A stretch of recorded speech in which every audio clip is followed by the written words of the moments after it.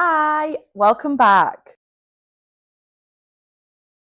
Today I have to go and test and hopefully PB my back squat. So I thought I'd take you with me. The last squat cycle I did, I kind of injured my back a little bit. Don't let that put you off squatting. I've got a little bit of a glass back from my CrossFit years and I wasn't able to complete the cycle, which was really, really upsetting because it was super, super hard. And I really thought that I would probably have PB'd at the end of that cycle. But this cycle, touch wood, it's been going pretty well so far. Last week I got a double at 115 kilos and the max that I have ever squatted for one was 117. So I think I'm a bit stronger than that now, which is really positive. So let's strike while the iron's hot and test it today and hopefully come away with a PB. So I'm going to take you through my stretching before I train and then warming up too, and then hopefully, fingers crossed, you'll get to see me PB my back squat. So let's go on with it. But before I go start my squat session, we've got to have breakfast. My go-to breakfast at the moment is avocado on sourdough, a couple of chicken sausages, and sometimes beans as well. Like, it literally just depends. But I feel like today we need the extra fuel, so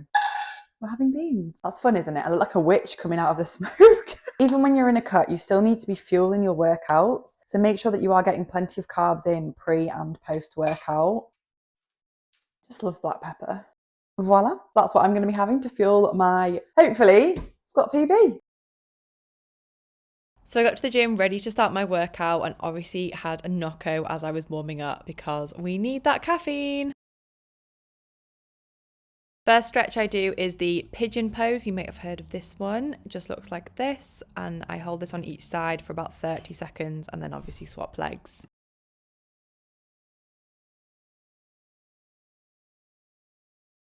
Then I sit with my legs like this. I have a little wiggle, warm my hips up a little bit, and then I do 10 toe touches to either side.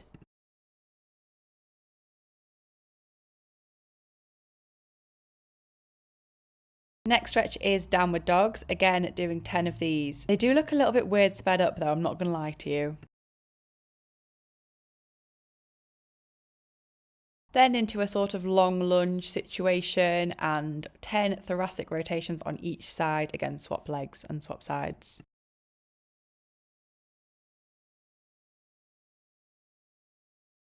Next I sit into a squat, have a little wiggle around here to loosen it off, and then I do 10 stretches where I straighten my legs and then back down. I think they're called baby stretches. Don't quote me on that though. Then I spend about 10 minutes wrestling with my knee sleeves, making sure they're in the right position, and then putting my lifters on, ready to squat.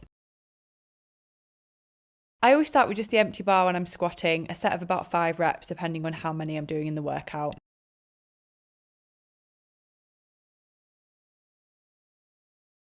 Then it was time to start putting weight on, obviously sipping my Nocco throughout.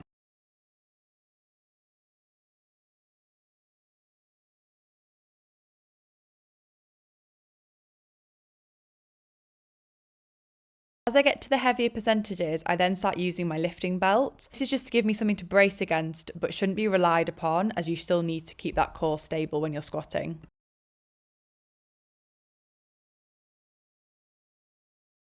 I loaded the big 120 on the bar and then nervous paced for about 10 minutes while sipping my Nocco, psyching myself up to go for it. Then I just gave myself a shake and was like, what's the worst that could happen? So here we go. Oh yeah.